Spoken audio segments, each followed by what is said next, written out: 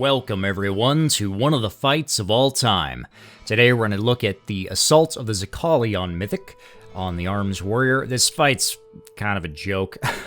It's basically just a big trash boss, but I wanted to show off some of the earlier bosses before we get too deep into, the later stuff.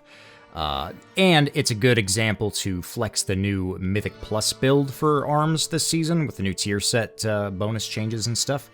So, why not show it off and talk about, how to play the light Cleave build, I guess, a bit. But on the pull here, we're going to rip our Warbreaker and our Bladestorm, actually, and that's because we're not going to need our actual Bladestorm cast until a bit later, so we'll have it back up in time, and it gives us that Hurricane buff going into the boss just to get a little bit extra burst on the pull there. Speaking of which, once he swaps over and jumps to the sides here, we're going to go ahead and immediately leap onto the Mythic here. And the first big change to our build, or the only real change, I guess, is we're swapping out Stormbolt for Wrecking Throw, and that's just to help deal with these Mystic shields. And then this is also where we're going to send our Warbreaker, Dragon Roar, and our Avatar Bladestorm once this first big wave of adds comes down here. However, we are saving our second Bladestorm for the next wave of adds right here. Excuse me. And we are dealing with our first couple of Mythic mechanics here. The pushback from the winds is kind of a non-issue. As long as you're not right on the edge of the platform, it's not too big of a deal. We got our second Mystic coming down here. We can once again throw our Wrecking Throw at this guy once we get Deep Wounds up on him, of course. Or you could, delay a little bit for our Warbreaker cast just to get even more damage on it, provided that your raid team doesn't just instantly break the shield anyway. But we're mainly prioritizing the Mystic here and just light cleaving with Sweeping Strikes and Whirlwind and throwing up Thunderclap to get Rend up on all these targets as much as possible. But the Mystic is the only thing that's really, dangerous in this fight at all. So avoiding the frontal off the main boss here, Warlord Cagney, when he jumps across our side. And we're playing improved Sweeping Strikes too, so anytime we can look for executes onto the boss here, we're going to do that. And we're holding most of our cooldowns for, any time that there's gaps in ad spawns. So I'm not sending my Warbreaker here, or the Avatar, or Bladestorm, or any of that. We did desync our Thunderous Roar, but it's not the end of the world. Basically, depending on how the waves spawn and what side you're on, we're just going to be playing it by ear and using cooldowns as they're available at the, the most opportune target, size, is what I'm trying to say here.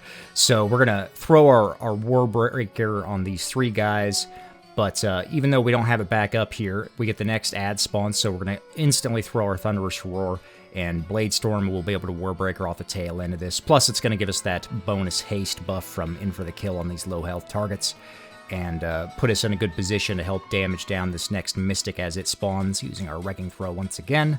The Phoenixes that fixate you, not that big of a deal. If you're, getting targeted by multiple ones or whatever, you could throw up a parry for them, but it's, they're not that dangerous. They usually die pretty quick. Watching out for the swirlies on the ground here as the boss leaps back to the main platform here, and pointing out this volcanic shield burst, and try not to move with it, as much as you can, so you're not aiming that at the raid group on the main platform here. Still being behind the boss to avoid that frontal cone, and we're just gonna, passively cleave down this stuff. And as I see that the main boss is getting almost to his transition phase, we're not gonna save that Bladestorm, even though there's only a couple of targets up there, because we're really trying to get him to transition before the next Mystic spawns on the other side here. We're gonna go cleave down the rest of these Phoenixes real quick, leap back in the middle, and get into the last phase of the fight here.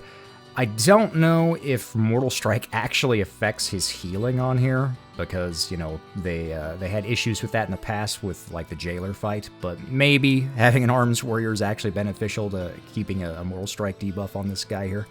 But we're gonna send all of our cooldowns once again here, and unfortunately instantly die right in the middle here on the Bladestorm. Who's a little bit greedy standing in there. Don't do that like I did. The last phase here, spreading out's definitely the most important thing, so you're not getting hit by the swirls around it. I should have moved more off to the left side here, out in front of the boss, but as everybody on the far side was running in with the ads, it's a bit of a cluster there. So as we pick up the res here, the second bit, we're going to spread way out and make sure that that doesn't happen again. And now we are getting out of the way for this first slam soak. And charging in, generating some free rage. And this is basically just standard execute phase, even in the Mythic Plus spec. We don't have Juggernaut, but it's about the only change there. Down goes the Assault of the Zaqali on Mythic. If you guys have any questions, feel free to leave them down below. Thanks for watching. I'll probably do like a real quick, 5-minute guide thing for going over just like how to play the Mythic Plus build now sometime soon. But Diablo 4 is kind of taking up all my free time at the moment, if you know what I mean.